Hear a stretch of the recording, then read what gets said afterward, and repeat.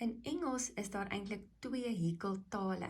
Daar is die Amerikaanse hekelterme en Britse hekelterme en dit kan nogal baie verwarring skep. So kom ons kyk gou eers hoe lyk ons Afrikaanse steke.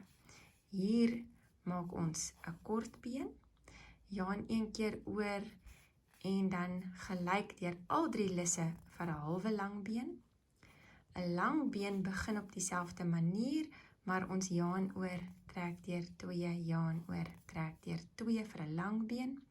'n Dubbelslagsteek begin ons met 'n dubbele draad om en trek deur 2, trek deur 2, trek deur 2 en 'n drieslagsteek draai ons die draad 3 keer om voordat ons die steekie maak en soos julle kan sien word die steke al hoe langer.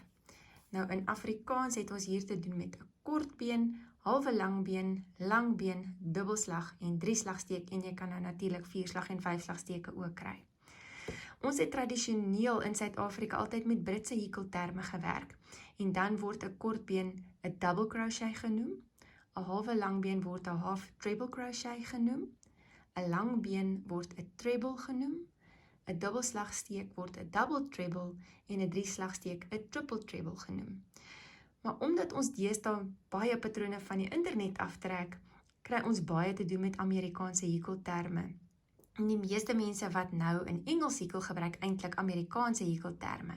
En in Amerikaanse hekelterme is 'n kort been 'n single crochet, 'n halwe lang been is 'n half double crochet, 'n lang been is 'n double crochet, 'n dubbelslagsteek is 'n treble crochet en 'n drieslagsteek is 'n double treble crochet.